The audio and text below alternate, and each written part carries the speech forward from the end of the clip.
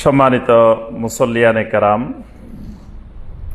আল্লাহ রাব্বুল আলামিনের দরবারে কোটি কোটি শুকরিয়া যে মহান রাব্বুল আলামিন আমাদেরকে 1447 হিজরি সনের 24শে রবিউস সানি তারিখে সলাতুল জুমুআ আদায় এবং খুতবাতুল জুমুআ শোনার উদ্দেশ্যে আল্লাহ রাব্বুল আলামিনের পবিত্র ঘর মসজিদে উপস্থিত হওয়ার পরে আজকের জুমুআর খুতবা পেশ করার এবং শোনার যে মহান রাব্বুল আলামিন তৌফিক দিয়েছেন, সে মহান রাব্বুল আলামিনের শুকর আদায় করছি, আলহামদুলিল্লাহ।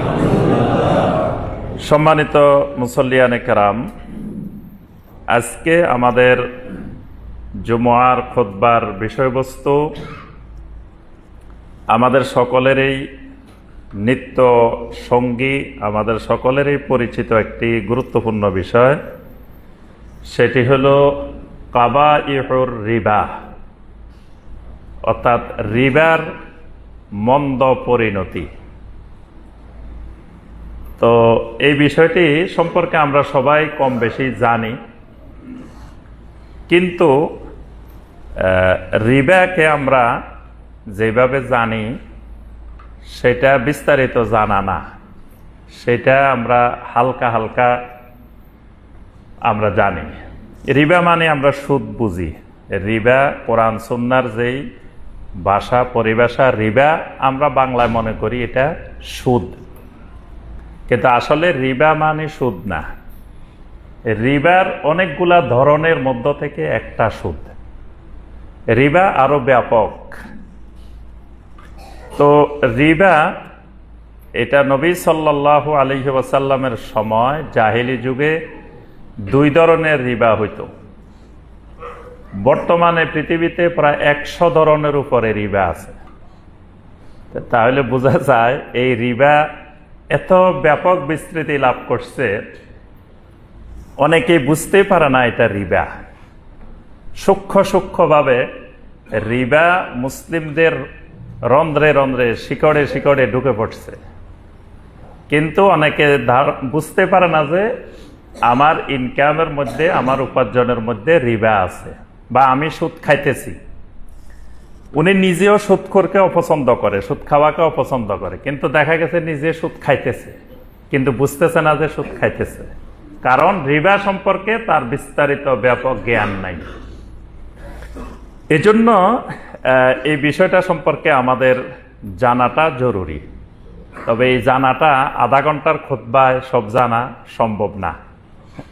আমি এই মাসের প্রথম জুমায় সিলেট তাকওয়া মসজিদে প্রস্তাব দিয়ে আসছি যে দিনব্যাপী রিবার উপরে সেমিনার, সকালে শুরু হবে সন্ধ্যা পর্যন্ত, শুধু রিবা কেন্দ্রিক সেমিনার। সাথে সাথে একজন ভাই তিনি প্রস্তাব দিয়েছেন আমাকে যে যা খরচ যায় সব আমি দিব, থাকা একবারে সারাদিনের খাওয়া দাওয়া যা লাগবে সব আমি দিব, ওনার হোটেল আছে, আমার অডিটোরিয়াম আছে, সব ফ্রি, আপনারা খালি আয়োজন করেন, আমি সব দিতে রাজি আছি। আলহামদুলিল্লাহ। আমি বলছি ঠিক আছে, পরবর্তীতে আমি একটা ডেট জানাবো যে দিনব্যাপী শুধু রিবার উপরে সেমিনার হবে, কারণ এই বিষয়টা আমাদের জানা খুবই জরুরি জিনিস। তা আমরা এই অল্প সময়ের আজকের খুতবায় শুধু একটু ধারণা দিব রিবা সম্পর্কে। এখানে আমরা যে বিষয়গুলো আলোচনা করব আজকের খুতবায় ইনশাআল্লাহ, প্রথম কথা রিবা কাকে বলে, রিবা কি। দ্বিতীয় বিষয় যে রিবা কত প্রকারের হইতে পারে।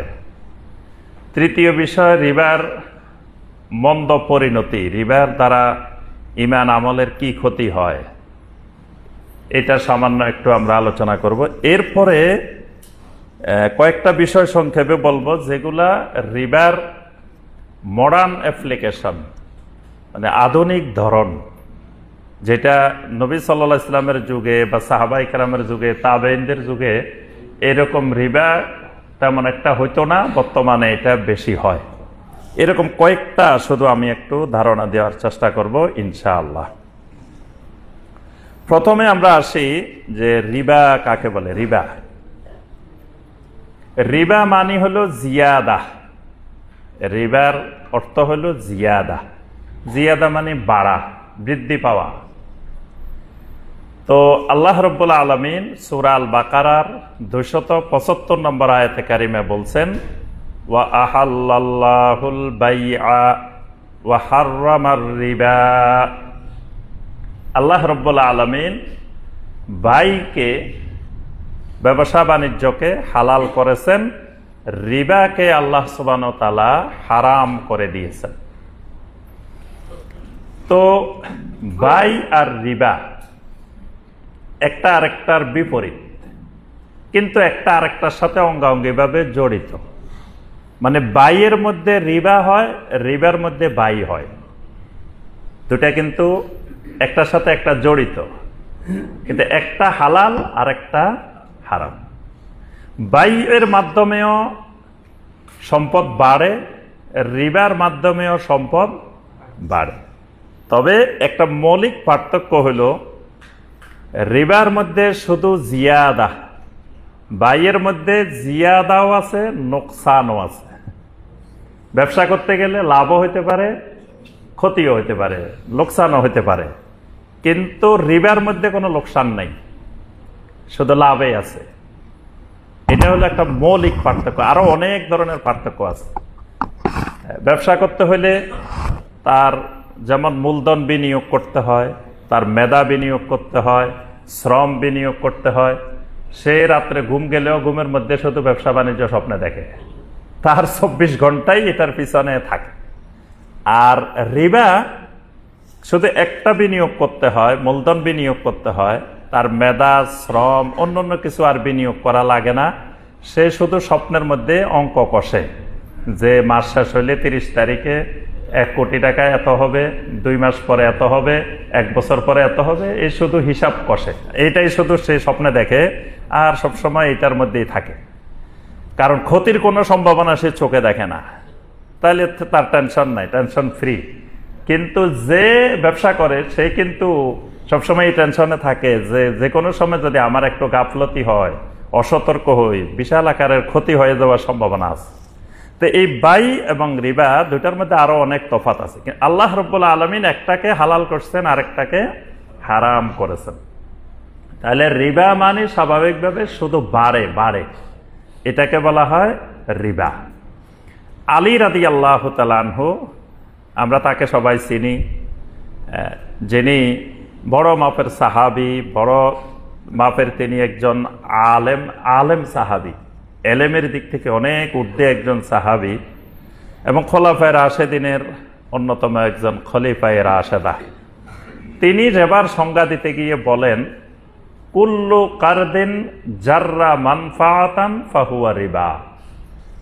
তিনি বলেন যে এটা এমন এক কার্দ, এমন এক ঋণ, এমন এক লোন, কুল্লু কারদিন, যত রকমের লোন আছে, যত রকমের কার্দ আছে, জাররা মানফাআতান, যেটা অনবরত শুধু উপকারিতা, লাভ শুধু আসতেই থাকে, আসতেই থাকে, আসতেই থাকে, এটাকে বলা হয় ফাহুয়া রিবা। আলী রাদিয়াল্লাহু তাআলা আনহু বলেন এটার নাম হলো রিবা। আরো অনেক সাহাবী, অনেক তাবেঈ, অনেক আহলুল ইলম রিবার সংজ্ঞা দিয়েছেন, তা আমরা ওইদিকে আর যাচ্ছি না। স্বাভাবিকভাবে মূল কথা আমরা বুঝতে পারছি যে যে কোনো ক্ষেত্রে, কর্দের ক্ষেত্রেও হতে পারে, লোনের ক্ষেত্রেও হতে পারে, ব্যবসা বাণিজ্যের ক্ষেত্রেও হতে পারে, অনেক ক্ষেত্রে হতে পারে, যেখানে শুধু বাড়ার সম্ভাবনা আছে, কমার সম্ভাবনা নাই, এই জাতীয় যত রকমের লেনদেন আছে, যত রকমের ট্রানজাকশন আছে, এই সবগুলা রিবার অন্তর্ভুক্ত, রিবার আওতাভুক্ত। তাহলে রিবার মধ্যে যেটাকে আমরা স্বাভাবিক সুদ বলি, ইন্টারেস্ট বলি, এটা অন্তর্ভুক্ত। এর বাহিরে যেটাকে আমরা সুদ বলি না কিন্তু শুধু লাভে আসে, ক্ষতি আসে না, এরকম জিনিসগুলোও রিবার আওতাভুক্ত। যেমন ধরেন জমি বন্ধক নিছেন, বন্ধক রেহেন, শরীয়তে বন্ধক বৈধ, বন্ধক হালাল, বন্ধক দেওয়া যাবে, নেওয়া যাবে। বন্ধক কয়েকটা ক্ষেত্রে দেওয়া যায়, গ্যারান্টির ক্ষেত্রে নেওয়া যায়, অন্যান্য ক্ষেত্রে নেওয়া যায়। এখন বন্ধকি যে সম্পদ, মর্টগেজ যে অ্যাসেট, বন্ধকি যে সম্পদ, যেটাকে বলা মারহুন, যে বন্ধকি সম্পদটা, এই সম্পদটা যিনি বন্ধক গ্রহিতা তিনি এটা ভোগ করতে পারে না। এটা তো যিনি বন্ধক দাতা তার সম্পদ, তিনি তো এটা বিক্রি করেন নাই, তার কাছে বাড়াও দেন নাই, তার কাছে শুধুমাত্র বন্ধক রেখেছেন। বন্ধক রাখা মানে আমানত রেখেছেন। কেন রেখেছেন? যে কোনো মুহূর্তে উনি দিতে না পারলে এই মর্টগেজ অ্যাসেট থেকে তার কেটে নিবে। এটা সিকিউরিটি স্বরূপ, জামানত স্বরূপ তার কাছে রাখা হয়েছে। এখন যার কাছে রাখা হয়েছে উনি মনে করছে এটা যখন পাইছি আমার, এবার উনি ওনার সম্পদ বানাই ফেলছে। উনি এবার এটা থেকে খাওয়া শুরু করছে, এটার থেকে যা ইনকাম আসতেছে উনি খাইতেছে। যতদিন উনি টাকাটা পরিশোধ না করতেছে এতদিন উনি নিজের মনে করে এটা ব্যবহার করতে আছে, খাইতে আছে, এটাতে চাষাবাদ করতেছে, এটাতে এটা করতে, যা যা করা দরকার করে করে নিজে ইনকাম নিতেছে। এটাকে কিন্তু সে রিবা বলতেছে না, সুদ বলতেছে না, কিন্তু এটা রিবা, এটাও রিবা, এটা সম্পূর্ণরূপে হারাম। যারা বন্ধক নিয়ে বন্ধকি সম্পদ খাইতেছে এরা রিবা খাইতেছে, সুদ খাইতেছে, কিন্তু সুদ মনে করতেছে না বা ধারণাও করতেছে না যে এটা সুদ। অনেকে টাকা আছে এরকম বন্ধক নিয়ে নিয়ে রাখছে আর সে খাইতেছে, এটা থেকে ইনকাম নিয়ে নিয়ে আসলে সুদ খাইতেছে। এটাও শরিয়ার ভাষায় কি? রিবা। তাহলে রিবাটা অনেক ব্যাপক ক্ষেত্রে বিস্তৃত। খালি ওই টাকা ধার দিয়ে বছর বছর বাড়তি হয় এটা শুধু সুদ না। আমরা আরো কিছু আলোচনা করলে আরো ক্লিয়ার হবে, আরো স্পষ্ট হবে। নবী সাল্লাল্লাহু আলাইহি ওয়াসাল্লামের যুগে রিবাটা ছিল দুই ধরনের। একটাকে বলা হতো রিবা আন নাসিয়া, আর একটাকে বলা হতো রিবা আল ফাদাল। রিবা আন নাসিয়া এটা হলো সময়ের সুদ। নাসিয়া মানে এটা সময়ের সাথে সম্পৃক্ত। সময়ের সাথে কি রকম? আমার এখন টাকার দরকার, তা আপনার কাছে গেলাম, ভাই আমার তো কিছু খুব জরুরি দরকার, আমাকে কিছু টাকা দেন। আরে ভাই অসুবিধা নাই, নেন। তো দিয়ে দিল আমাকে 2 লাখ টাকা। তো কবে দিবেন? এটা 6 মাস পরে অমুক সময় দিবেন। ঠিক আছে, দিয়ে দিয়েন। যিনি দিচ্ছেন উনি জানে যে আসলে সে 6 মাস পরে দিতে পারবে না। আচ্ছা, এই সময় কিন্তু কিছু বলে নাই, এই সময় বলছে ঠিক আছে নিয়ে যান। 6 মাস পরে যখন সময় হয়েছে, তো ভাই টাকাটা দেন, তো হে তো দিতে পারতেছে না। তো বলতেছে ঠিক আছে, দেরি হইলে কোনো অসুবিধা নাই, কোনো টেনশন নাই, কোনো চিন্তা করবেন না। এখন থেকে প্রতি মাসে ধরেন 2 লাখ টাকা আরো 2000 টাকা 5000 টাকা করে বাড়তে থাকবে। বাস, এবার 6 মাস পর থেকে প্রতি মাস বাড়তেছে, টাকা বাড়তেছে, মাস বাড়তেছে, টাকা বাড়তেছে, সময়ের সাথে সাথে। এটাকে বলা হয় শরীয়তের ভাষায় রিবা আন নাসিয়া। সময় বাড়বে, লাভ বাড়বে, প্রফিট বাড়বে, সময়ের সাথে সম্পর্কিত হবে। এটার নাম ছিল রিবা আন নাসিয়া। আরেকটা হলো রিবা আল ফাদাল।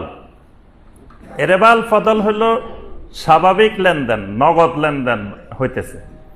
নগদ লেনদেনের ক্ষেত্রে বাড়তি নেওয়া, একই জিনিসের বিনিময়ে বাড়তি গ্রহণ করা, এটা হলো রিবা আল ফাদাল। যেমন ধরেন আপনার কাছে একটা 1000 টাকার নোট, ভাঙতেই পাইতেছেন না, তা আমাকে এসে বললেন যে আমাকে একটু ভাঙ্গাই দেন এটা। তা আমি বললাম ভাঙ্গাই দিতে পারি, তবে একটা শর্ত আছে, সেটা হইলো তুমি দিবে 1000 টাকার নোট, আমি দেবো তোমাকে 950 টাকা, ভাঙতি টাকা দিব 950 টাকা, যেহেতু তোমার দরকার 1000 টাকা ভাঙতি করা, না কাজে আসতেছে না। তো ঠিক আছে, আমি 950 টাকা, তোমার ভাঙতি টাকা 100 টাকার নোট, 50 টাকার নোট, 950 টাকা দিলাম, তুমি আমাকে 1000 টাকা দিবে, 1000 টাকার একটা নোট দিবে। এই যে 50 টাকা কম বেশি হয়ে গেছে, এটা রিবা আল ফাদাল। আচ্ছা, একজন বললো যে আমার অনেকগুলো পয়সা আছে, তো এত পয়সা দিয়ে কি করবো, পয়সাগুলো রেখে দেন, কয়েনগুলা রেখে দেন, আমাকে একটু টাকা দিয়ে দেন। তো বললো যে ঠিক আছে, এখন তো পয়সা চলে না, পয়সা ঝামেলা, তো ঠিক আছে 500 টাকা দিব, তুমি আমাকে 550 টাকার পয়সা দাও বা 510 টাকার দাও। এই যে 10 টাকা কম বেশি হয়েছে, এটার নাম রিবা আল ফাদাল। আচ্ছা, নতুন টাকা পুরান টাকা, ঈদের সময় আসছে, নতুন টাকা বাইরেছে, হ্যাঁ, কয় যে নতুন টাকা দরকার, কারণ ঈদের সালামি দিতে হইব নতুন টাকা। তো ঠিক আছে, নতুন টাকা দেওয়া যাবে, তবে পুরান টাকা দিবা 1050 টাকা, নতুন টাকা 1000 টাকা। এটা রিবা আল ফাদাল। আচ্ছা, এবার স্বর্ণ বিক্রি করতে গেছে, পুরাতন স্বর্ণ, বিশেষ করে মা বোনেরা এই কাজ বেশি করে। বাজারে নিয়ে গেছে, পুরান স্বর্ণটা বিক্রি করে ওই লোকের থেকে নতুন স্বর্ণ কিনবে। তো পুরান স্বর্ণ তো কম, অথবা পুরান স্বর্ণ বেশি, নতুন স্বর্ণ পাবে কম, কিন্তু দোনোটাই স্বর্ণের লেনদেন হয়েছে। এটাও স্বর্ণ, ওইটাও স্বর্ণ, একটা পুরান আর একটা নতুন।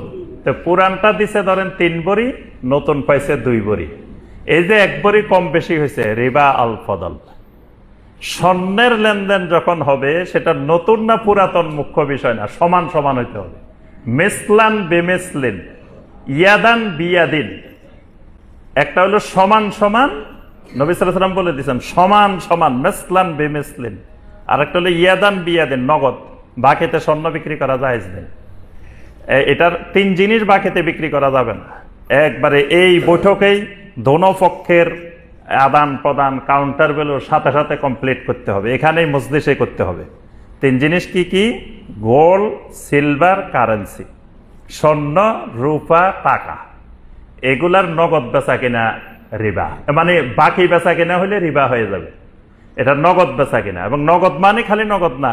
যদি বলে যে ঠিক আছে আমি একটু আসি দোকান থেকে, তাও ক্যান্সেল, বেচা কিনা ক্যান্সেল হবে না, দোকান থেকেও আসা যাবে না। এই বৈঠকে, এই মাজলিসে, এখানেই 2 কাউন্টার ভ্যালুর সাথে সাথে বিনিময় হয়ে যেতে হবে। বিনিময় প্লাস দখল, কবজ, দুইটা এখানে হইতে হবে। তাহলে এই যে গোল্ডের আদান প্রদানে যখন কম বেশি হবে, সেটা হয়ে যাবে কি? রিবা আল ফদল। নবী সাল্লাল্লাহু আলাইহি সাল্লাম, নবী সাল্লাল্লাহু আলাইহি সাল্লামের জন্য কিছু খেজুর আনা হয়েছে।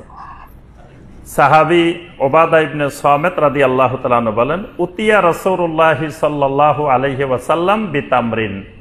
নবী সাল্লাল্লাহু আলাইহি সাল্লামের জন্য কিছু খেজুর আনা হলো, উন্নত মানের খেজুর। তো নবী সাল্লাল্লাহু আলাইহি সাল্লাম যখন খেতে গেছেন, নবী সাল্লাল্লাহু আলাইহি সাল্লাম জিজ্ঞাসা করলেন, মা হাযাত তামর, আরে এই খেজুর তো আমাদের ছিল না, এই ভালো খেজুরগুলা তোমরা কই পাইলা? তো এক সাহাবী উঠে বললেন, ইয়া রাসূলুল্লাহ সাল্লাল্লাহু আলাইহি সাল্লাম, আমরা কি করছি, আমাদের কাছে নিম্নমানের খেজুর ছিল। তো এরকম 2 কেজি খেজুর ছিল আমাদের কাছে নিম্নমানের, সেটা আমরা দোকানদারের কাছে 2 কেজি বিক্রি করে ভালো 1 কেজি নিয়ে আসছি। তা আপনি খাইবেন, নিম্নমানেরটা খাইবেন কেন, ভালোটা খাইবেন। এই জন্য আমরা ওই নিম্নমানের 2 কেজি দিয়ে ভালো মানের 1 কেজি নিয়ে আসছি। নবী সাল্লাল্লাহু আলাইহি ওয়াসাল্লাম বলেন, হাযার রিবা, এই যে কাজটা তোমরা করছো, আমার জন্য খেজুর খাওয়াইতে আনছো, এইটা রিবা, এটা সুদ। তো সাহাবায়ে কেরাম বলেন, ইয়া রাসূলুল্লাহ সাল্লাল্লাহু আলাইহি ওয়াসাল্লাম, তাহলে আমরা কি করব, কেমনে এটার বেচা কিনা করব? নবী সাল্লাল্লাহু আলাইহি ওয়াসাল্লাম বললেন, যাও গিয়ে প্রথমে আমাদের যে পুরাতন 2 কেজি আছে, এই 2 কেজি বিক্রি করিবা।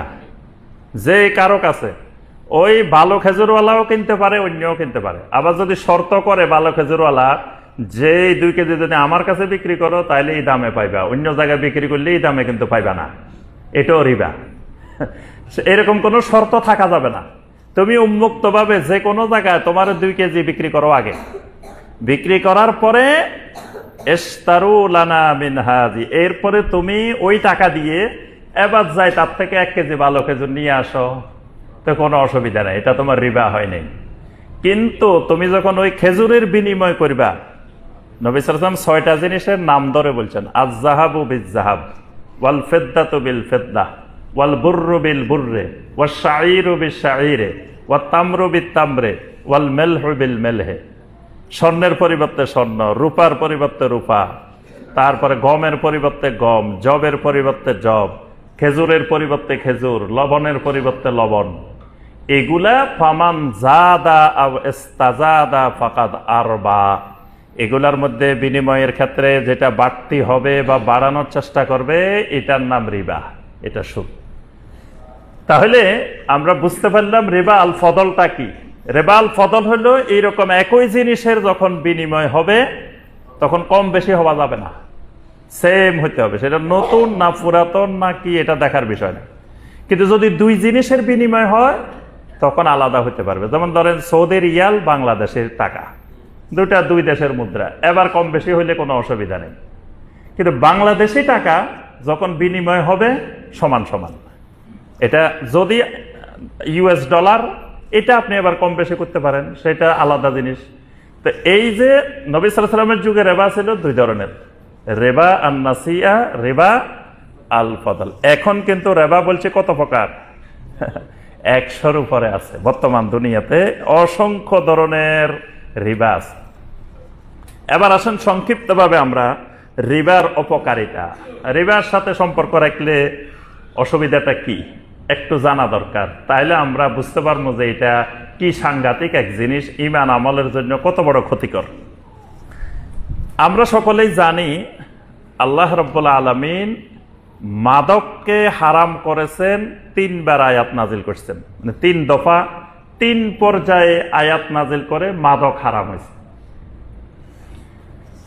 কারণ ওই জাহেলিয়াতের সমাজে মাদকটা এত বিস্তার লাভ করছিল যে মাদকবিহীন মানুষ মেহমানদারি কল্পনা করতে পারত না। মানে জামাই আসছে মাদক দেয় নাই, মদ দেয় নাই, তো মেহমানদারি হয়নি।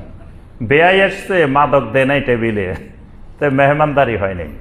মানে মাদক নাই, ওইটা মেহমানদারি হয়নি। ঘরে ঘরে ব্যাপক আকারে মাদকের প্রচলন। এখন হঠাৎ করে যদি আল্লাহ রাব্বুল আলামিন আয়াত নাজিল করে হারাম করে দেন, এটা ছাড়া কষ্ট। এই জন্য আল্লাহ রাব্বুল আলামিন পর্যায়ক্রমে 3 বার আয়াত নাজিল করে মাদককে হারাম করছে। কিন্তু সুদের হারাম করার আয়াত আল্লাহ রাব্বুল আলামিন 5টি পর্যায়ে নাজিল করে চিরতরে হারাম করছে। তো এই যে 5 বার কেন নাজিল করলেন? মদ হারাম করতে 3 বার, সুদ হারাম করতে, রিবা হারাম করতে 5 বার। তার অর্থ হলো মাদকের চেয়ে রিবা আরো জঘন্য, আরো মারাত্মক। মাদকের অপরাধের চেয়ে রিবার অপরাধ, সুদের অপরাধ আরো মারাত্মক। কারণ মাদক মানুষের আকলকে বিনষ্ট করে। আকল, সুস্থ আকলের প্রতিবন্ধক মাদক। শরীয়তের মাকাসেদ, মানে আল্লাহ পাক যে শরীয়ত আমাদেরকে দিয়েছেন, এই শরীয়তের গুরুত্বপূর্ণ 5টি মাকাসেদ আছে, উদ্দেশ্য আছে। উদ্দেশ্যবিহীন আল্লাহ কিছু সৃষ্টি করেন নাই। উদ্দেশ্যবিহীন আল্লাহ রাব্বুল আলামিন শরীয়তের কোন নীতিমালা প্রণয়ন করেন নাই। প্রত্যেকটা শরিয়ার বিধানের সাথে আল্লাহর একটা উদ্দেশ্য নিহিত আছে। তো শরিয়ার যত বিধান আছে এগুলোর পিছনে 5টি উদ্দেশ্য।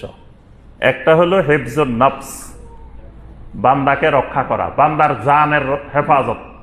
বান্দার আগে তো বেঁচে থাকার অধিকার থাকতে হবে জমিনে, তারপরে না বাকি সব। বাঁচি থাকার অধিকার নাই, তো সে জমিনে আর কি করবে, কিভাবে শরীয়ত পালন করবে? শরীয়তের একটা বড় উদ্দেশ্য হিফজুন নফস। শরীয়তের দ্বীনের একটা বড় উদ্দেশ্য, শরিয়াত দিতে বেলার হিফজুদ্দীন, দ্বীনের হেফাজত। শরিয়ার একটা গুরুত্বপূর্ণ মাকাসেদ, সেটা হলো হিফজুন নসল বা নসব, মানে বংশধারা। বংশধারা মানুষের না থাকলে তো গরু, ছাগল, চতুষ্পদ জন্তু আর মানুষের মধ্যে কোনো পার্থক্য থাকবে না, বাপ কোনটা খুঁজে পাওয়া যাবে না। আল্লাহ পাক শরিয়ার বিধান প্রণয়ন করেছেন হিফজুন নসব, হিফজুন নসলের জন্য। 4 নম্বর উদ্দেশ্য হিফজুল আকল। জমিনে মানুষ সুন্দরভাবে বেঁচে থাকতে হলে তার আকল, তার বিবেক সুস্থ থাকতে হবে। শরিয়ার বিধিবিধানগুলো হিফজুল আকলের জন্য।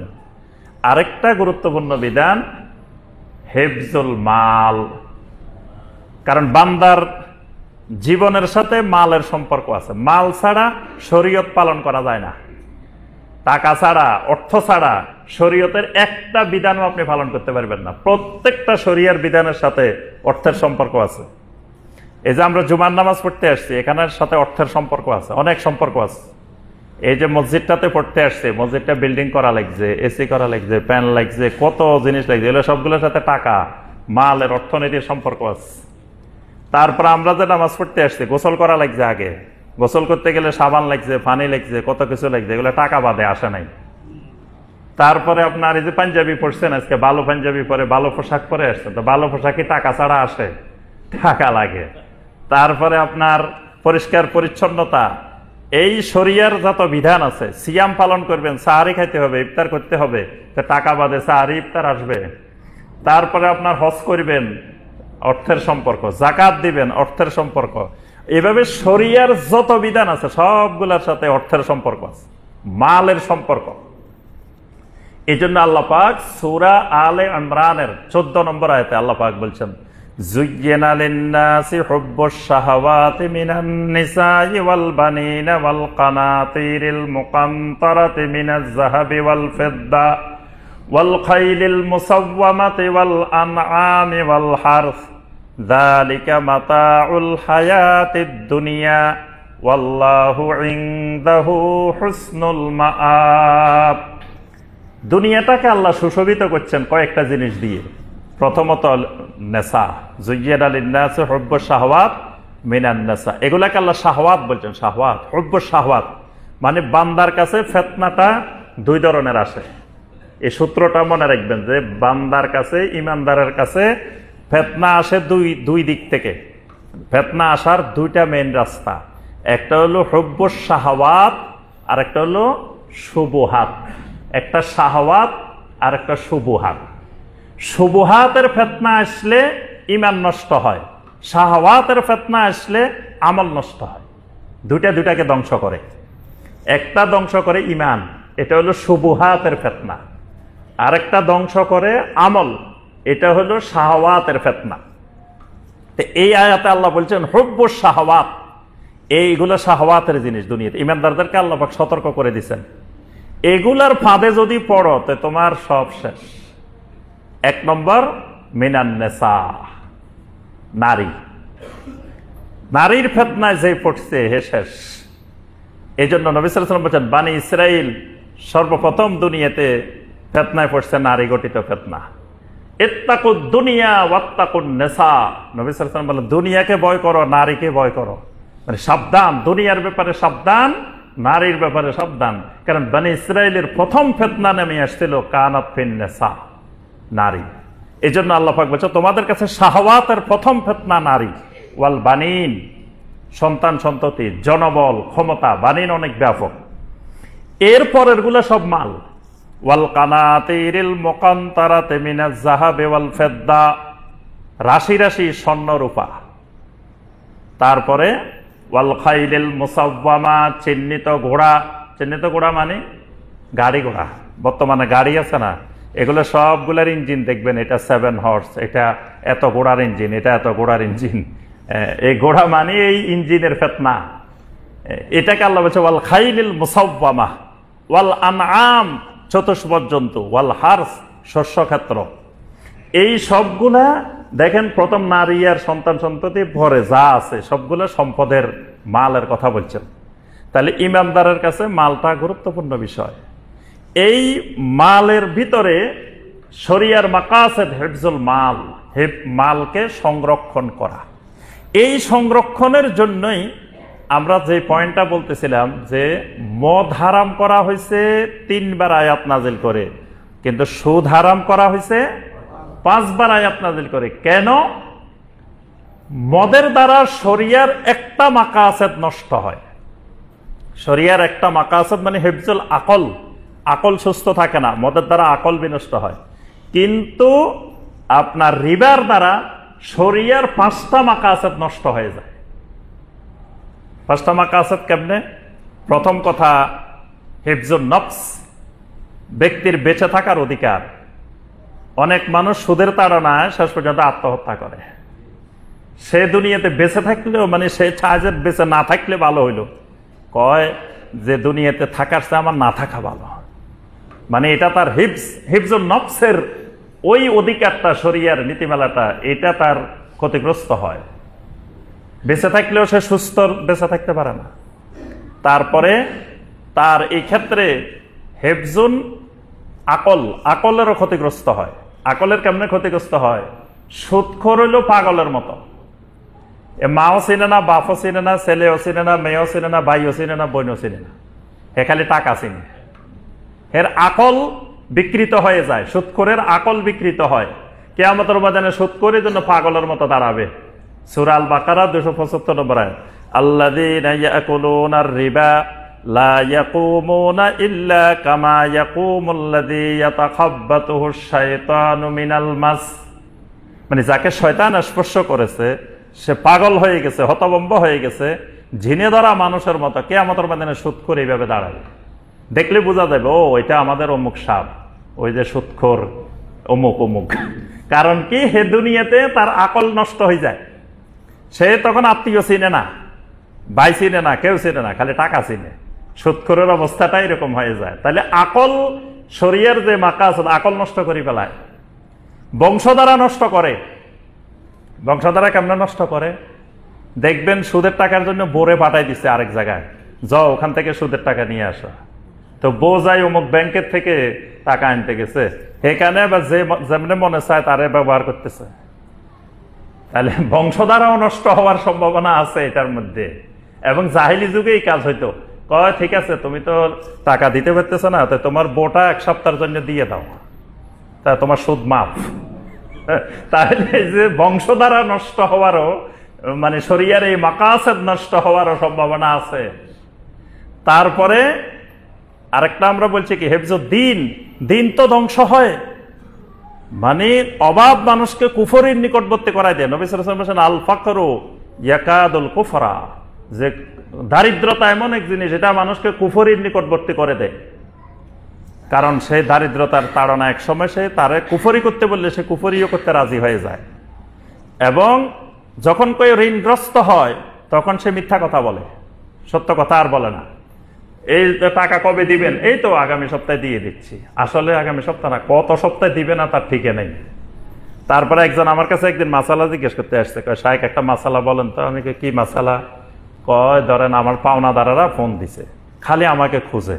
তা আমি এখন বাড়িতে আসছি, একটু ভাত খামো, একটু বিশ্রাম নেবো, এমন সময় পাওনাদারে ফোন দিছে। তো ফোন দিয়ে কয়, ভাই আপনি কি বাড়িতে আছেন? এই মুহূর্তে আমি যদি কই বাড়িতে আছি তাহলে সে আসি ধরি বলবো। তা আমি কি করি, মোবাইলটা নিয়ে আস্তে করে ঘরের বাইরে চলে যাই, উঠানে চলে যাই, যাই কই ভাই আমি একটু বাইরে আছি। আসলে তো আমি ঘরে নাই, বাইরে আছি। তো এটা বললে কি মিথ্যা কথা হবে, গুনাহ হবে? আমার কাছে মাসালা জিজ্ঞেস করতে আসছে। তাহলে দেখেন, এই যে ঋণগ্রস্ত হলে, নবী সাল্লাল্লাহু আলাইহি ওয়াসাল্লাম বলছেন ঋণগ্রস্ত হলে মানুষ মিথ্যা কথা বলে, তাহলে তার দিন ক্ষতিগ্রস্ত হয়। এমনকি তার মালের দিক থেকে, অর্থাৎ শরিয়ার 5টা মাকাসাদ নষ্ট হয়। এই জন্য মদের চাইতে সুদ আরো বেশি মারাত্মক। এবং সুদের অপরাধের ব্যাপারে আমরা বিস্তারিত আলোচনার সুযোগ নাই। এই যে 275 থেকে শুরু করে 281 নম্বর আয়াত পর্যন্ত সূরা আল বাকারার, এখানে আল্লাহ পাক কঠিন কঠিন কথাগুলো বলছেন। সুদখোর কিয়ামতের ময়দানে নেশাগ্রস্ত, হতভম্ব, পাগলের মতো উঠবে। তারপরে আল্লাহ পাক বলছেন, সকল গুনাহ বান্দা তওবা করলে আল্লাহ পাক ক্ষমা করে দেন, কিন্তু সুদের ফাইল এটা সাথে সাথে ক্ষমা হয় না, এটা পেন্ডিং থাকে। যারা অফিসে চাকরি করেন এরা জানেন, ফাইল কিন্তু সব সাথে সাথে স্বাক্ষর হয় না। কিছু ফাইল আছে রাখে দিতে হয়, এটা পরে স্বাক্ষর হয়। এই সুদের ফাইল আল্লাহর কাছে গেলে সাথে সাথে স্বাক্ষর হয় না। এই আয়াতে আল্লাহ বলছেন, ফামান জাআহু মাউইযাতুম মির রাব্বিহি ফান্তাহা ফালাহু মা সালাফা ওয়া আমরুহু ইলাল্লাহ। কেউ সুদের থেকে তওবা করছে, আল্লাহ বলেন না যে তওবা করলে আমি ক্ষমা করে দেব, এটা বলেন না। এই আয়াত বলছেন যে ওয়া আমরুহু ইলাল্লাহ, এটার ফয়সালা আল্লাহর হাতে ন্যস্ত থাকবে। মানে আল্লাহ সাথে সাথে মাফ করবেন না, কারণ সুদের তওবা করলে সাথে সাথে মাফ আল্লাহ কেমনে করবে? কারণ সুদের সাথে তো অসংখ্য বান্দার অধিকার জড়িত আছে। এই জন্য আল্লাহ পাক দেখবেন সে যতজনের সুদ খাইছে বা যে টাকা সুদ খাইছে এগুলো ফেরত দিছে কিনা। অনেকে আছে সারা জীবন সুদ খাইছে, এখন ধরেন প্রতি বছর হজে চলে যায়, প্রতি বছর উমরায় চলে যায়, তারপরে জীবন চিল্লায় বাইরে গেছে, জীবন চিল্লায় একেবারে চিল্লায় বাইরে গেছে। যত বাহির হোক, যত আল্লাহর ঘরের পর্দা গিলাপ ধরে ধরে কান্নাকাটি করুক, 100 বার হজ করুক, সুদের গুনাহ মাফ হবে না, যতক্ষণ পর্যন্ত না যাদের থেকে সুদ খাইছে, যাদের থেকে সুদ নিছে তাদেরকে সুদ ফেরত দিবে, তাদের থেকে ক্ষমা নিবে। তো এই জন্য আল্লাহ পাক এটা সাথে সাথে মাফ করবেন না। আল্লাহ বলছে আমরুহু ইলাল্লাহ, আল্লাহর হাতে এটা ন্যস্ত থাকবে, আল্লাহ দেখবেন তার পরবর্তী কার্যক্রম কি হয়। তারপরে এই ব্যাপারে আল্লাহ পাক স্থায়ী জাহান্নামের কথা বলছেন। 3 অপরাধের ব্যাপারে কোরআনে স্থায়ী জাহান্নাম শব্দটা ব্যবহার হয়েছে ঈমানদারের ক্ষেত্রে। 3টার মধ্যে এটা একটা। স্থায়ী জাহান্নাম মানে তার শাস্তির আধিক্যতা, এটা বোঝানো হয়। আচ্ছা, এরপরে সুদের ব্যাপারে আল্লাহ বলছেন, ইয়া আইয়ুহাল্লাযীনা আমানুত্তাকুল্লাহ ওয়া যারু মা বাকিয়া মিনার রিবা ইন কুনতুম মুমিনিন। ও ঈমানওয়ালারা, আল্লাহকে ভয় করো, যদি তুমি মুমিন হও তাহলে তোমার সুদ ছেড়ে দাও। কথাটা এইভাবে অন্য জিনিস আল্লাহ ফরজ করে নাই বা হারাম করেন নাই, এটা যেভাবে হারাম করছেন এটার ভাষাটা দেখেন, সুদ ছাড়ো, ইন কুনতুম মুমিনিন, যদি তোমরা মুমিন হও। তো যদি কয় যে না আমি মুমিন না, তো তোমার সুদও ছাড়ার দরকার নেই। যদি বলো যে না আমি তো মুমিন না, তো তুমি মুমিন না হলে সুদ ছাড়ার দরকার কি? মুমিন হইলে সুদ ছাড়তে হবে। এখন বিয়ে করে নাই, তাহলে তালাকের মাসালা তো আর দরকার নেই। বিয়ে হইলে না, আগে যদি বিয়ে ঠিক হয় তারপরে তালাকের মাসালা। বিয়ে হয়নি, একজন আসে কয় শায়েখ একটু দোয়া করেন আল্লাহ যাতে আমার একটা নেক সন্তান দেয়। তা আমি কই ভাই বিয়ে করছেন কয় বছর হয়েছে? কয় না শায়েখ এখনো তো বিয়ে করিনি। তো বিয়ে করে নাই, নেক সন্তান আল্লাহ কেমনে দিবে? এখন আল্লাহ বলতেছেন ইন কুনতুম মুমিনিন, যদি মুমিন হও সুদ ছাড়ো। তার অর্থ হলো তাহলে সুদ না ছাড়তে পারলে তার ঈমান ঠিক মতো নাই, তার ঈমান ঠিক মতো নাই। এই জন্য আল্লাহ বলছে ইন কুনতুম মুমিনিন। এরপরে আরো কড়া কথা বলছেন, এরপরে ফা ইল্লাম তাফআলু ফাযানু বিহারবিম মিনাল্লাহি ওয়া রাসূলিহি, যদি তুমি সুদ ছাড়তে না পারো, যদি বলো যে না মিয়া আজকে জমানায় সুদ ছাড়া চলা যায়, এই জমানায় সুদ ছাড়া যাবে না, আল্লাহ বলছে ফাযানু বিহারবিম মিনাল্লাহি ওয়া রাসূলিহি, তুমি আল্লাহ এবং রাসূলের বিরুদ্ধে যুদ্ধ ঘোষণা করো, যুদ্ধের প্রস্তুতি নাও। তা আল্লাহ এবং রাসূলের বিরুদ্ধে যুদ্ধ করবে আর হেমিয়া জান্নাতেও চলে যাইব। কেমন মজার কথা, বসে আছে আশা করি জান্নাতে চলে যাব, কিন্তু এখান দিয়ে আল্লাহ এবং রাসূলের বিরুদ্ধে যুদ্ধ করতেছে। আবার নবী সাল্লাল্লাহু আলাইহি ওয়াসাল্লামের শাফাআতও পাইব, আশেকে রাসূল, সুদখোর আবার আশেকে রাসূল, রাসূলের শাফাআতও পাইব। নবী সাল্লাল্লাহু আলাইহি ওয়াসাল্লাম বিদায় হজের ভাষণে খুতবাতু হুজ্জাতুল বেদা, সে 10ম হিজরির খুতবায় নবী সাল্লাল্লাহু আলাইহি ওয়াসাল্লাম বলছেন, কুল্লু রিবাল জাহিলিয়াহ, জাহিলিয়াতের যত ধরনের রিবা আছে সমস্ত রিবাকে তাহতা কাদামাইয়া মাউদুউন, আমার 2 পায়ের নিচে আজকে পৃষ্ঠ করে দিলাম।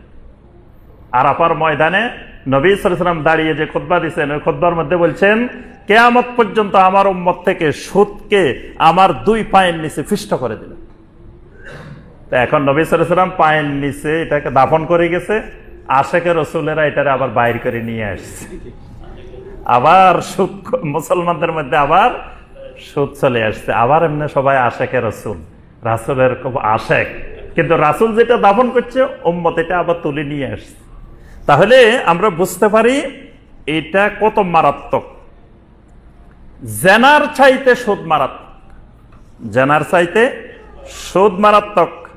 মুসনাদে আহমদের হাদিস, সহিহ হাদিস, নবী সাল্লাল্লাহু আলাইহি ওয়াসাল্লাম বলেন, দিরহামু রিবা ইয়াকুলুহুর রাজুলু ওয়া হুয়া ইয়ালামু আশাদ্দু মিন 36 জানিয়া।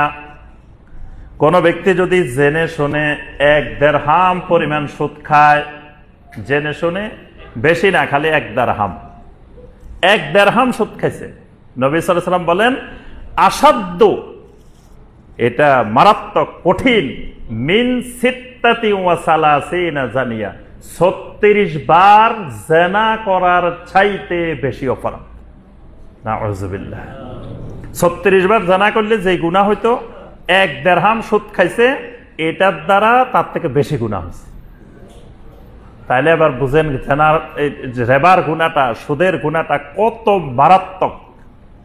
7টা গুনাহকে নবী সাল্লাল্লাহু আলাইহি ওয়াসাল্লাম নাম দিয়েছেন আস-সাবউল মুবিকাত, কবিরা গুনার সংখ্যা সকল আহলুল ইলমের ঐক্যমতে 70টা, কারো কারো মতে আরো বেশি, 110টাও আছে। একটা কিতাব আছে কিতাবুল কাবায়ের, কবিরা গুনাহ, এই বইটা সবাই কিনবেন। এটার মধ্যে ইমাম জাহাবি রাহমাহুল্লাহ সবার ঐক্যমতে 70টা কবিরা গুনাহ বর্ণনা করছেন। এই একটা কবিরা গুনাহ নিয়েও যদি কবরে যান, এটা শাস্তি ভোগ করতে হবে, তওবাবিহীন যদি যান। এজন্য এই 70টা থেকে তওবা করতে হবে। তো এখন অনেকে 70টা জানেই না, তওবা করবো কি? আগে তো জানতে হবে কোনটা কোনটা কবিরা গুনাহ, এবং এগুলার আলাদা আলাদা তওবা করতে হবে। এক একটা তওবা এক এক ধরনের, এক এক প্রকৃতির। তো এখন এই 70টার মধ্যে আবার নবী সাল্লাল্লাহু আলাইহি ওয়াসাল্লাম 7টা গুনাহকে বলছেন আস-সাবউল মুবিকাত, এগুলা ধ্বংসাত্মক কবিরা গুনাহ। এই গুনাহ যে করে তার ঈমান, আমল, দুনিয়া, আখিরাত সব বরবাদ, সব ধ্বংস হয়ে যায়। এরকম 7টা গুনাহ। 1 নম্বর শিরিক, 2 নম্বর সেহর, জাদু, 3 নম্বর অন্যায়ভাবে মানুষকে হত্যা করা, 4 নম্বরটা হলো আকলুর রিবা, সুদ খাওয়া। মানে 4 নম্বরটা 7টার মধ্যে 4 নম্বরটাই আকলুর রিবা, সুদ খাওয়া। এরপরে এই সুদের শাস্তির ব্যাপারে নবী সাল্লাল্লাহু আলাইহি ওয়াসাল্লাম আরো অনেকগুলা হাদিস বর্ণনা করছেন। একটা হাদিস বলে আমরা আর আজকে ওই এদিকে যাব না। সুনান ইবনে মাজার হাদিস, নবী সাল্লাল্লাহু আলাইহি ওয়াসাল্লাম বলেন আর রিবা সাবউনা হুবান আইসারুহা আন কাহার রাজুলু উম্মাহু, সুদের মধ্যে 70টিরও বেশি অপরাধ আছে, গুনাহ আছে। তোর মধ্যে সবার নিচে সবচেয়ে কম গুনাহ যেটা, এটা হলো কোন ব্যক্তি তার মায়ের সাথে জানা করা, তার মাকে বিবাহ করা। এটা যেরকম গুনাহ, এটা হলো 70টার মধ্যে সবার নিচেরটা, আর বাকি 69টা এর থেকে বড়, এর থেকে আরো বড় বড় গুনাহ। তাহলে এই হাদিস থেকে বোঝা যায় এটা কত বড় মারাত্মক গুনাহ। তাহলে এই সুদ থেকে একজন মুসলিম অবশ্যই দূরে থাকা ফরজ। কোন অবস্থায় সুদের সাথে জড়িত হওয়া, সুদ খাওয়াও যাবে না, সুদ দেওয়াও যাবে না, সুদের কাগজপত্র লেখাও যাবে না, সুদের সাক্ষীও থাকা যাবে না, সুদী প্রতিষ্ঠানে চাকরি করা যাবে না, সুদী প্রতিষ্ঠানের কোন ধরনের বাড়ি ভাড়াও দেওয়া যাবে না। বুঝে আসছে? সুদের সাথে যত রকমের সম্পর্ক আছে, সুদ তো খাওয়া যাবে না, সুদ দেওয়াও যাবে না। লানা রাসূলুল্লাহ সাল্লাল্লাহু আলাইহি ওয়াসাল্লাম আকিলার রিবা, সুদখোরকে আল্লাহ রাসূল সাল্লাল্লাহু আলাইহি ওয়াসাল্লাম লানত করেছেন। ওয়া মাওকালাহু, যে সুদ খাওয়ায় দে, খালিক যে খায় হে অপরাধী না, যে সুদ দে হে অপরাধী। এরপরে ওয়া শাহিদাইহি, যে সাক্ষী থাকে সুদের কাগজপত্রে, সুদের লেনদেনে সাক্ষী, এও ওই অপরাধে অপরাধী। ওয়া কাতিবাহু, এবং যে সুদের কাগজপত্র লিখি দেয়। এই হাদিসের আলোকে এবং আয়াতের আলোকে সমস্ত আহলুল ইলম একমত, যে প্রতিষ্ঠান সুদের লেনদেন করে, সুদের ব্যবসা করে, এই প্রতিষ্ঠানের চাকরিও হারাম, এই প্রতিষ্ঠানের দারোয়ানিও হারাম। যদি কেউ বলে যে না আমি তো অফিসার না, আমি তো সুদ লিখিও না, টাকা পয়সার সাথে আমার কোনো সম্পর্ক নাই, খালি এটা পাহারা দিই, দারোয়ানের কাজ করি, এটাও হারাম। কেউ যদি কয় না আমি এটার গাড়ি চালাই, আমি ড্রাইভার, এটাও হারাম, সেও সুদখোর। আবার কেউ যদি কয় না আমি কিচ্ছু করি না, খালি আমার বাড়িটা ভাড়া দিছি এদেরকে, এই অসুদখোর। যে বাড়ি ভাড়া দিছে সে অসুদখোর।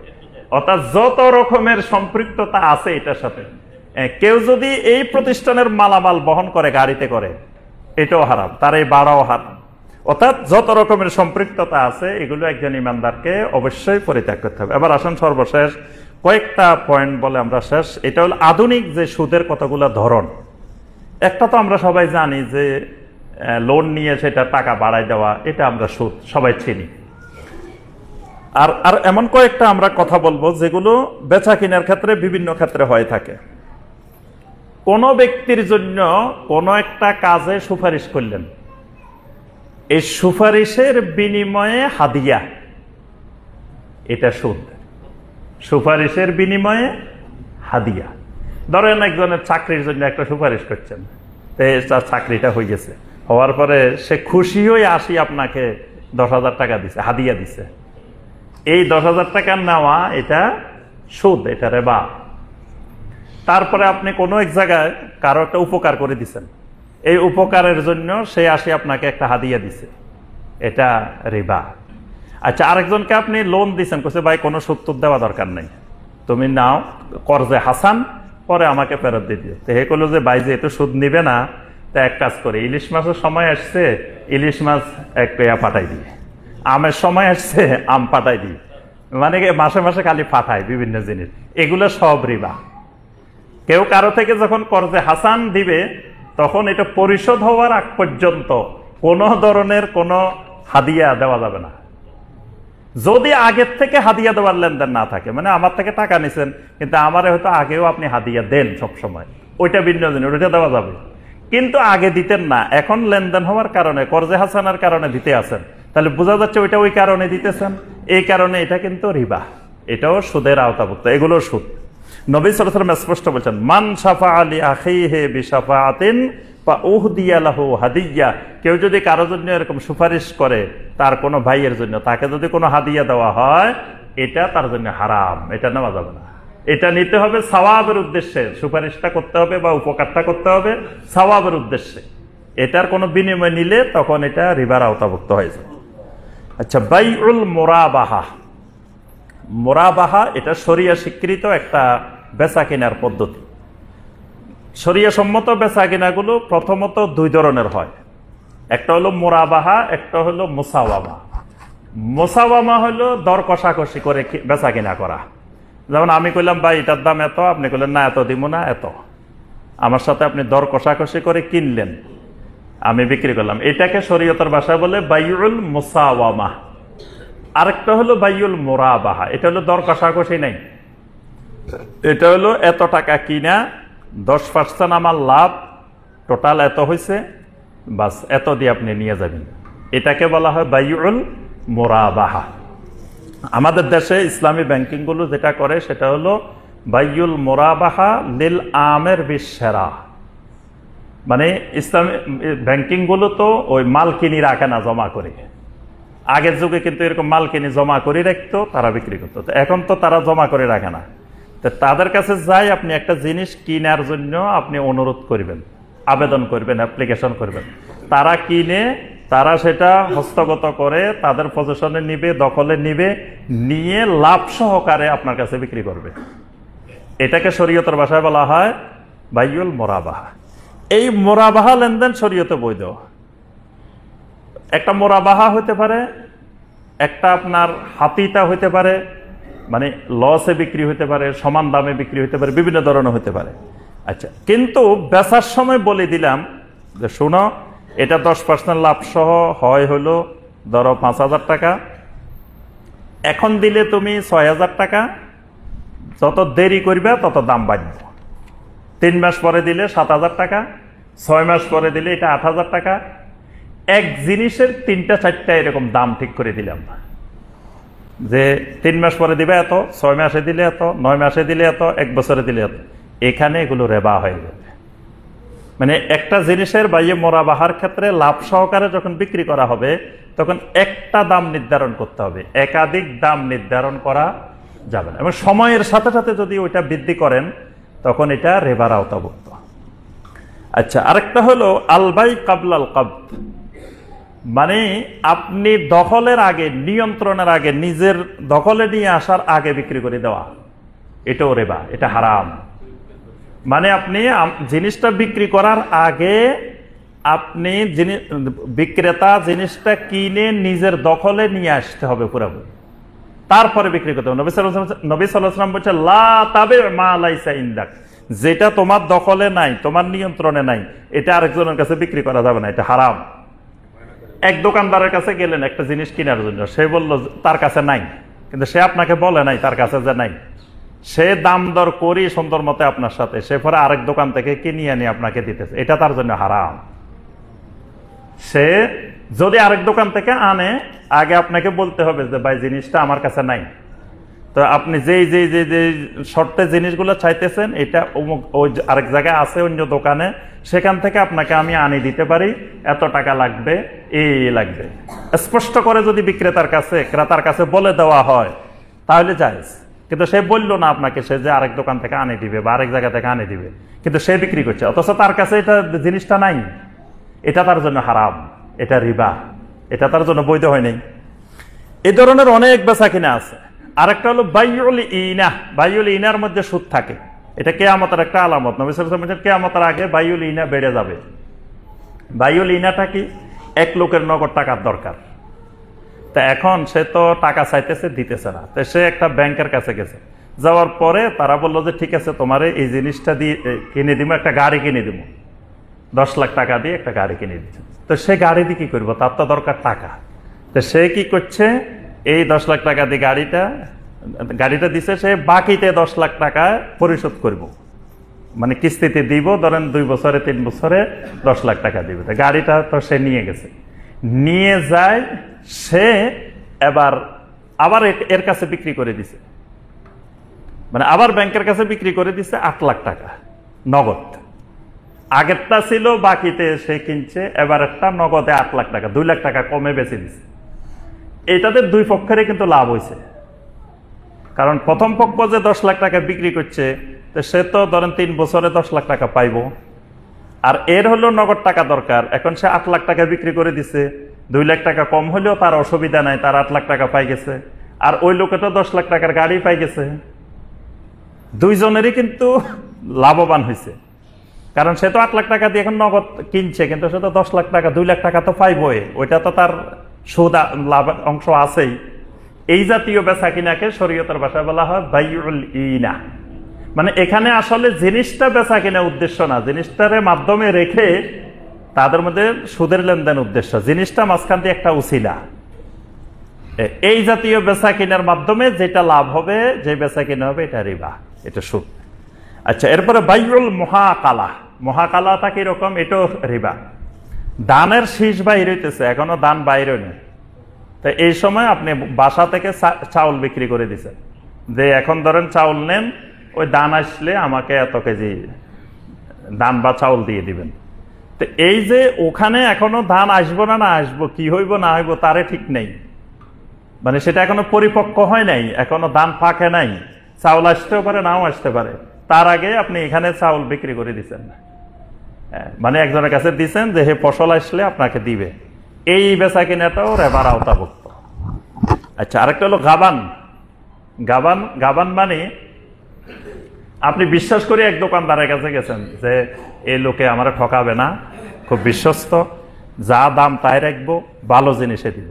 তা আপনি যখন গেছেন, হে বুঝছে যে এই লোকে দামও জানে না, তাহলে তার থেকে দাম বেশি করে নেওয়া যাইব, সে যেহেতু আমার বিশ্বাস করতেছে দামও বেশি করে নেওয়া যাইব, অথবা ভালো জিনিসের দাম নিয়ে খারাপ জিনিসও দিয়ে দেওয়া যাবে। এটাকে নবী সাল্লাল্লাহু আলাইহি ওয়াসাল্লাম নাম দিয়েছেন গাবান। এটা ইহুদিদের মধ্যে, নবী সাল্লাল্লাহু আলাইহি ওয়াসাল্লামের যুগে ইহুদিদের মধ্যে এটা প্রচলিত ছিল। এই জন্য নবী সাল্লাল্লাহু আলাইহি ওয়াসাল্লাম বলেন গাবানুল মুস্তারসিলে রিবা, যে কোন সরল ক্রেতা, মুস্তারসিল মানে সরল ক্রেতা। সরল ক্রেতা কিরকম? ওই যে বিশ্বাস করে গেছে যে আমার থেকে বেশি রাখবে না, এর আমার ভালো জিনিস দিবে, ঠকাবে না, এরকম আমরা অনেক সময় অনেক দোকানদারের কাছে যাই। এই জাতীয় ক্রেতাকে শরীয়তের ভাষায় বলে মুস্তারসিল। এখন মুস্তারসিল গেছে, কিন্তু সে বুঝছে যে পাইছি ভালো কাস্টমার, এর ঠকানো যাইব, দামও বেশি রাখা যাবে, যেহেতু সে আর কোথাও যাবেও না, আমার বিশ্বাস করছে। এই যে রাখছে বেশি টাকা, মানে বাজার মূল্যের চেয়ে তার থেকে বেশি রাখছে, এই বেশিটা তার জন্য রেবা, এটা তার জন্য সুদ। বরং যে বিশ্বাস করে আসছে, নবী সাল্লাল্লাহু আলাইহি ওয়াসাল্লাম বলছেন তার থেকে আরো কমায় রাখো যতটুকু সম্ভব, কারণ সে তোমার প্রতি বিশ্বস্ততার সহকারে আসছে, এটা মুস্তারসিল ক্রেতা। কিন্তু এই সুযোগে যদি কেউ বেশি রাখে তার থেকে, এটাকে নবী সাল্লাল্লাহু আলাইহি ওয়াসাল্লাম বলছেন রিবা, এটাও সুদ। আচ্ছা, এরপরে আরেকটা হলো বাইউল বাইয়াতানি ফি বাইআ, মানে এক বেচা কিনার সাথে আরেক বেচা কিনা শর্ত করা, যে ঠিক আছে তোমার এই ফ্ল্যাট এটা বিক্রি করবো, শর্ত হলো ফ্ল্যাট এটা আমার কাছে ভাড়া দিবা। মানে একটা বেচা কিনার সাথে একটা লেনদেনের সাথে আরেকটা লেনদেনকে শর্ত করে দেওয়া, এটা দিব তবে তুমি আমারে ওইটা দিবা, এই শর্তে এই জাতীয় বেচা কিনা এগুলা রিবা, এগুলা ইসলামে হারাম। কোন একটা ফল, কোন একটা জিনিস স্পষ্ট ব্যবহারযোগ্য না হওয়ার আগে, ধরেন লিচু গাছের ফুল দেখা দিছে বা আম গাছের ফুল আসছে, এখনো আম ধরেও নাই, পাকেও নাই, কিছু হয়নি, এটা পাকা পর্যন্ত ঝড় তুফানও হইতে পারে, কত কিছু হইতে পারে, নষ্ট হয়ে যেতে পারে, এখনই বিক্রি করে দিছে, বাগান সব বিক্রি করে দিছে, যে পুরা বাগানের লিচু, পুরা বাগানের আম সব বিক্রি করে দিছে, এটা হারাম, এটা রিবা, এটা শরীয়তে জায়েজ না। যতক্ষণ পর্যন্ত না আমগুলো পরিপক্ক না হবে, খাওয়ার উপযোগী না হবে, যতক্ষণ পর্যন্ত লিচু খাওয়ার উপযোগী না হবে, যতক্ষণ পর্যন্ত এটা মানে ফসলটা পরিপক্ক না হবে, নবী সাল্লাল্লাহু আলাইহি ওয়াসাল্লাম বলছেন এটা বিক্রি করা যাবে না, এটা বিক্রি করাও রিবার আওতাভুক্ত। আচ্ছা, এরপরে ধরেন ক্রেডিট কার্ড, বর্তমানে পকেটে পকেটে সবার ক্রেডিট কার্ড থাকে, ভিসা কার্ড, ক্রেডিট কার্ড। এই ক্রেডিট কার্ড যদি কোনো সুদী প্রতিষ্ঠানের ক্রেডিট কার্ড আপনি ব্যবহার করেন, সুদভিত্তিক প্রতিষ্ঠানের কোনো ক্রেডিট কার্ড আপনি ব্যবহার করতেছেন, কিন্তু হয়তো আপনি সুদ দিতেছেন না, হয়তো টাকা ব্যবহার করছেন, 40 দিনের মধ্যে দিয়ে দিলে আপনারা সুদ দেওয়া লাগতেছে না, কিন্তু শর্ত আছে যে 45 দিন পরে গেলে আপনার সুদ দেওয়া লাগবে। কিন্তু আপনি 45 দিন অতিক্রম করতেছেন না, তার আগে দিয়ে দিচ্ছেন যে যদি সুদ হয়ে যায় বা সুদ দিলাম, কিন্তু এই যে শর্ত আছে যে 45 দিন গেলে সুদ দেওয়া লাগবে, আপনি না দিলেও এখানে পরোক্ষভাবে আপনি সুদের সাথে জড়িত হয়ে গেছেন। এজন্য সুদ ভিত্তিক কোন প্রতিষ্ঠানের ক্রেডিট কার্ড ব্যবহার করা এটাও সুদ। এটাও যিনি পকেটে পকেটে নিয়ে ঘুরতেছেন এই কার্ড, তিনিও সুদ নিয়েই ঘুরতেছেন, তিনিও সুদের আওতাভুক্ত, সুদের মধ্যে ঢুকে গেছেন। শেয়ার বাজারের বিজনেস করতে গেছেন, শেয়ার বাজারের ব্যবসা শরীয়তের স্বাভাবিকভাবে ব্যবসা হিসাবে বৈধ, কিন্তু শর্ত আছে।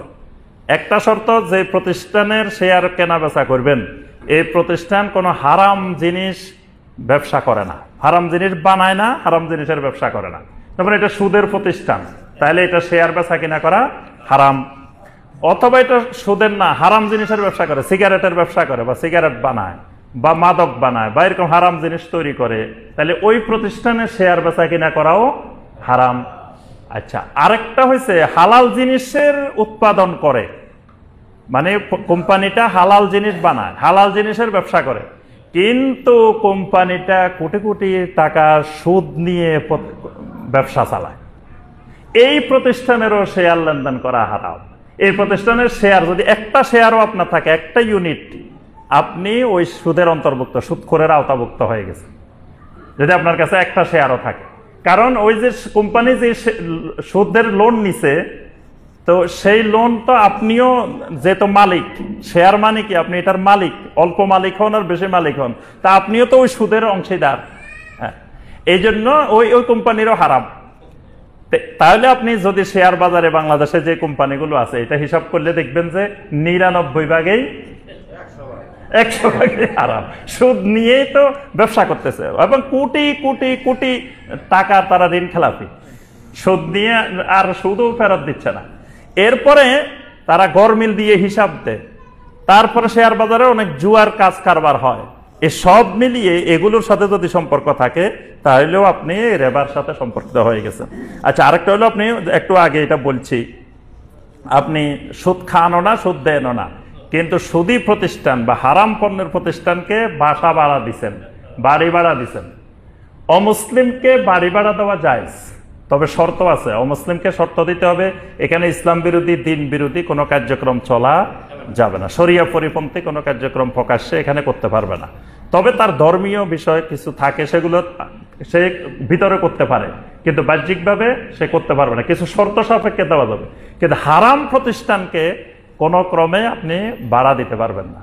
যদি দেন তাহলে এটা শরীয়তের দৃষ্টিতে আপনার জন্য এটা হারাম, এবং ওই সুদের ব্যবসা আপনার বাড়িতে করতেছে মানে আপনিও সুদখোরের আওতাভুক্ত, আপনি ওইটা থেকে ভাড়া পাইতেছেন, ওটার বেনিফিট আপনিও পাইতেছেন। তাইলে এইরকম রন্ধ্রে রন্ধ্রে আরো আমরা ব্যাখ্যা করলে দেখবেন যে কম বেশি আমাদের সবার মধ্যে রেবা ঢুকে গেছে। কারণ এটা এত মারাত্মক, এত জটিল জিনিস যে এটা থেকে বাঁচা খুবই কঠিন কাজ। এজন্য সম্মানিত ভাই বোনেরা, তো আমরা সবাই এই রিবার অপরাধ, রিবার অপকারিতা সবাই কম বেশি জানি। তো এই জন্য লেনদেনের ক্ষেত্রে, ব্যবসা বাণিজ্যের ক্ষেত্রে, সব ক্ষেত্রে আমরা সার্বক্ষণিক সবসময় সচেতন থাকবো যাতে কোনো রিবা আমার মধ্যে না ঢুকে। আল্লাহ রাব্বুল আলামিন আমাদের সবাইকে সকল ধরনের রিবা থেকে মুক্ত থাকার তৌফিক দান করুন। আল্লাহ রাব্বুল আলামিন আমাদের সবাইকে রিবা মুক্ত হালাল ব্যবসা বাণিজ্য, হালাল লেনদেন করার আল্লাহ পাক তৌফিক দান করুন। আকুলু কাউলি হাযা ওয়া আস্তাগফিরুল্লাহ লি ওয়া লাকুম ফাস্তাগফিরু